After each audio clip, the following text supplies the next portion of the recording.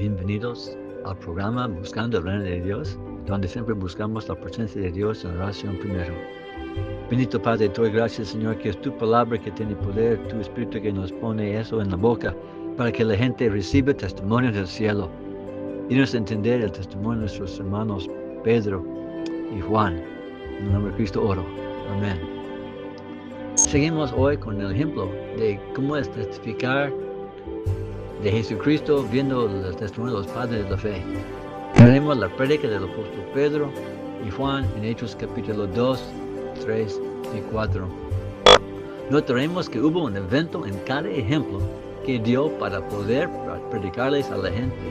En Hechos 2, versículo 1 a 5, vemos que los apóstoles y otros fieles estaban en el cuarto arriba, escondidas en el día de Pentecostés, 50 días después de la Pascua. La Escritura dice que todos estaban unánimes juntos, y de repente vino del cielo un estruendo como de un viento recio que soplaba, el cual llenó toda la casa donde estaban sentados, y se les aparecieron lenguas repartidas como de fuego asentándose sobre cada uno de ellos. Y fueron todos llenos del Espíritu Santo y comenzaron a hablar en otras lenguas. Esta preparación y presencia de Dios atrae a la gente y da por apertura la palabra de Dios. También nos mueve a nosotros a entender que Dios está con nosotros, nos da valor y fe de caminar en nueva vida.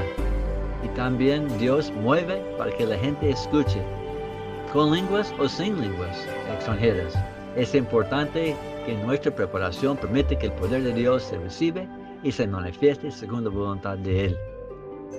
Lo mismo pasó en Hechos capítulo 3, cuando Pedro y Juan subían juntos al templo a la hora novena y vieron un hombre cojo de nacimiento. Y cuando el cojo pidió limosna, Pedro dijo: no tengo plata ni oro, pero lo que tengo te doy. En el nombre de Jesucristo de Nazaret, levántate y anda. Y el cojo se levantó y saltándose, se puso en pie y anduvo. Todo el pueblo presente lo vio andar y alabar a Dios. Otra vez, no es requerido un milagro así, sino que el poder de Dios se manifestó a la gente. Ellos tenían que ver y abrió la oportunidad de predicar, lo cual hizo Pedro otra vez. En nuestra experiencia es importante de ver las oportunidades de testificar cuando Dios se manifieste en nuestras vidas. Se abre la puerta para sembrar la verdad que hay en Dios. Cuando Dios contesta una oración o una sanidad, levantamos la voz con fe, ánimo y denuedo, porque sabemos que Dios está con nosotros. En estos dos ejemplos, Pedro testificaba a la gente judía y usó el Antiguo Testamento de enseñarles la verdad. Siempre podemos hacer igual nosotros.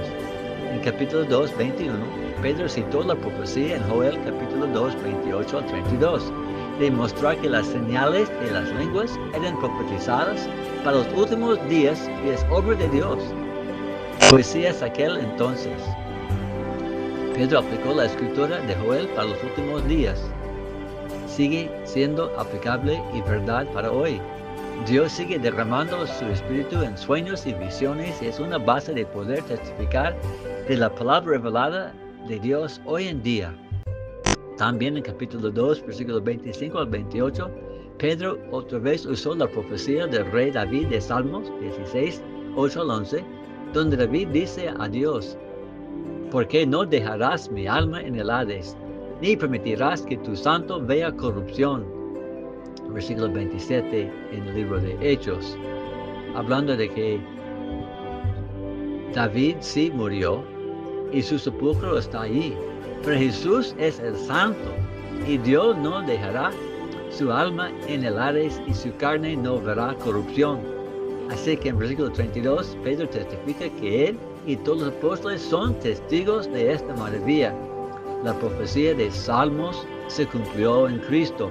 Las profecías de los profetas antiguos hay que usarlos, mostrar que Dios es fiel y las escrituras son inspiradas.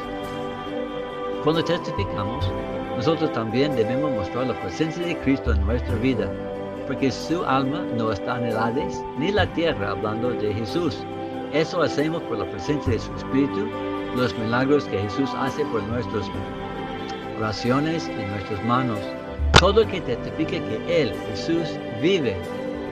En Hechos 3, 18 al 24, Pedro también usa las profecías de dar fe y crédito a su mensaje.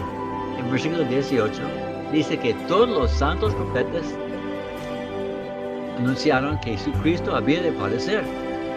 Ellos acaban de verlo y da fe en el mensaje.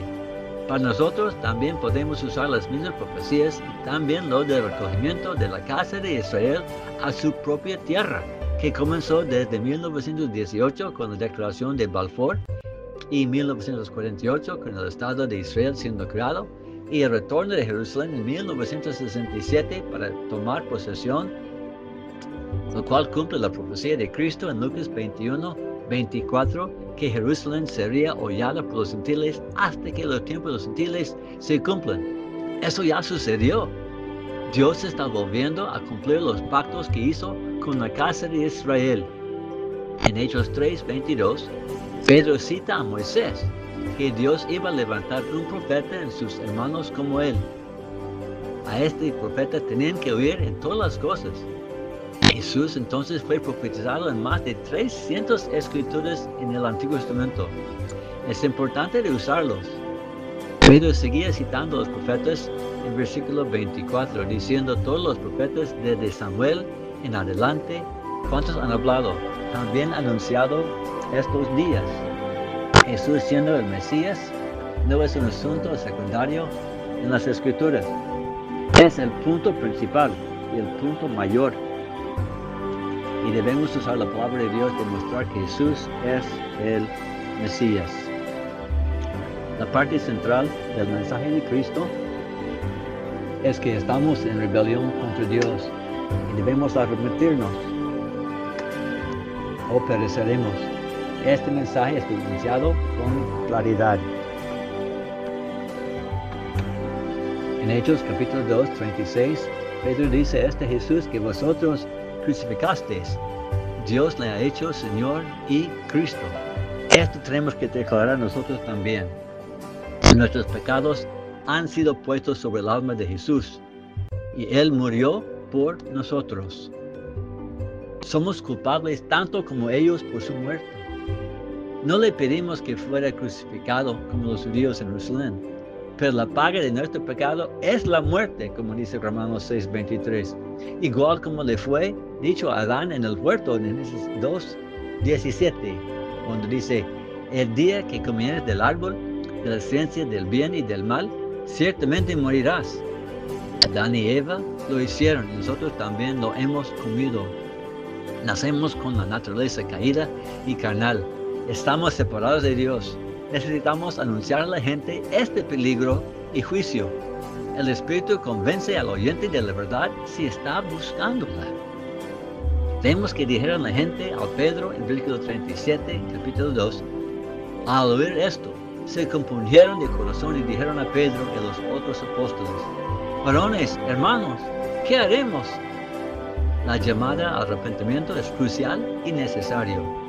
Pedro les responde en versículo 38, arrepentíos y bautícese cada uno de vosotros en el nombre de Jesucristo para el perdón de pecados y recibiréis el don del Espíritu Santo. Escucha lo que incluía este llamado. Número 1, que ellos son culpables y deben arrepentirse. Número 2, el primer fruto de arrepentirse es testificar del cambio en tu corazón y mostrarle al pueblo en confesión de fe, por la boca, como dice Romanos 19, y en la ordenanza de bautismo mostrando la muerte, entierro y resurrección de Jesús. Es la fe en acción. Es como la boda de testificar ante el cielo a Dios y al pueblo que ya pertenecemos a la pareja. Igual en el bautismo, la ordenanza que ya pertenecemos a Dios para que los cielos y la tierra sepan del amor que vive en nuestro corazón, igual como vive el amor en el matrimonio. Punto 3. Él lo hace por la autoridad del Santo de Israel, por el Rey de Reyes, del Señor de Señores. Obedecemos a Dios, no a las ideas de hombres. Punto 4. La fe, el arrepentimiento y la profesión pública nos da el perdón de pecados, el alivio de la culpa, la salvación de su alma, la vida eterna, la mejor promesa que hay o habrá. Y número 5, esta promesa es para todo el mundo, en todo lugar, en todo tiempo. Versículo 39. Nunca debemos de faltar de hacer la gente saber de las grandes promesas de la presencia del Espíritu de Dios en sus vidas. Pedro lo hace muy claro. En el versículo 19 del capítulo 3, lo dice de manera muy parecida a este llamado. Y dice él, así que arrepentíos y convertíos, para que sean borrados vuestros pecados, para que vengan de la presencia del Señor tiempos de refrigerio. Pedro pide, número 1, el arrepentimiento al creer el mensaje. Número 2, él explica que este arrepentimiento es una conversión en una criatura nueva, como dice 2 Corintios 5:17, o la muerte a nuestra voluntad, mostrar de negarse a ti misma, recoger la cruz y seguir a Cristo, como él mismo dijo. De tener el Espíritu de Cristo y no los frutos de la carne. Este es el mensaje de nacer de nuevo, que Jesús dijo a Nicodemo en Juan 3:3. Y número 3, Pedro da las mismas promesas. La promesa más importante a la alma tribulada y deprimida y separada de Dios. Los pecados serán borrados, perdonados. Y la reconciliación con Dios. El resultado, tiempos de refrigerio. La presencia y don del Espíritu Santo que Pedro proclamó en Hechos 2. Esto es el mensaje de todos los tiempos. Pedro lo dijo igual estas 2 veces. El último punto que queremos señalar es la exhortación para hacer la voluntad de Dios. La razón por tu existencia, la razón por la muerte de Cristo y su nacimiento, y la tuya. En Hechos 2:39, Dios te está llamando. Y versículo 40. Pero usó muchas otras palabras en testimonio y exhortación, diciendo, sed salvos de esta perversa generación. No podemos ser pasivos con este llamado. El mundo está lleno de tribulación, pero Cristo venció al mundo. Él promete su paz, no como el mundo da la paz. Tenemos que sentir la gran necesidad de cada persona, lo que tienen en sus almas. El amor de Dios necesita tu alma y tu sentir. Igual en capítulo 3, versículo 26 de Hechos. Dios levantó a su Hijo y lo envió para que os bendijera. No deje este regalo envuelto en papel de regalo. Ábralo. Así que cada uno se convierte de su maldad, dice Pedro. Hay que pedirle a la gente que rasgara de su pecho el espíritu de orgullo, de vanidad, de mentira, de impureza, y recibe la paz y salvación de Cristo. Es un llamado a arrepentirse y salvarse. Sabemos que Dios hace el crecimiento a la semilla que sembramos. Vemos en Hechos 2:41, hubo 3,000 personas que recibieron la palabra y fueron bautizados. Lo importante para poder recibir la palabra es de tenerlo sembrada. Nosotros tenemos que testificar de ella, de tener valor de compartir. Como Pablo dijo, juzgad si es justo delante de Dios obedecer a vosotros antes que a Dios, porque no podemos dejar de decir lo que hemos visto y oído. Están hechos. Tenemos que echar afuera del miedo y proclamar lo que Dios ha hecho en nuestras vidas, la paz y salvación que tenemos y libertad de culpa. Y los apóstoles dijeron en capítulo 4:29, ahora Señor, ve sus amenazas y concede a tus siervos que con todo de nuevo hablen tu palabra, mientras extiendes tu mano para que se hagan sanidades y señales y prodigios mediante el nombre de tu santo Hijo Jesús. El testimonio de Dios es su mano y poder, es su verdad en nuestra boca. La gente toma en cuenta nuestro testimonio más que nuestras palabras. En Hechos 4:13 dice, los judíos vieron el denuedo de Pedro y de Juan, y sabiendo que eran hombres sin letras y del vulgo, se maravillaban y les reconocían que habían estado con Jesús. Ese es el mejor testimonio, la presencia y imagen de Cristo en nosotros por caminar con Él. Así que se levanta la voz, llamando a la gente al arrepentimiento.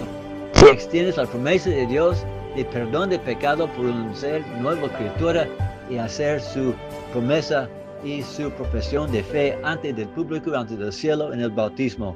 Es el Evangelio de Cristo fe, arrepentimiento y bautismo. Que Dios le bendiga en proclamar esto. Amén.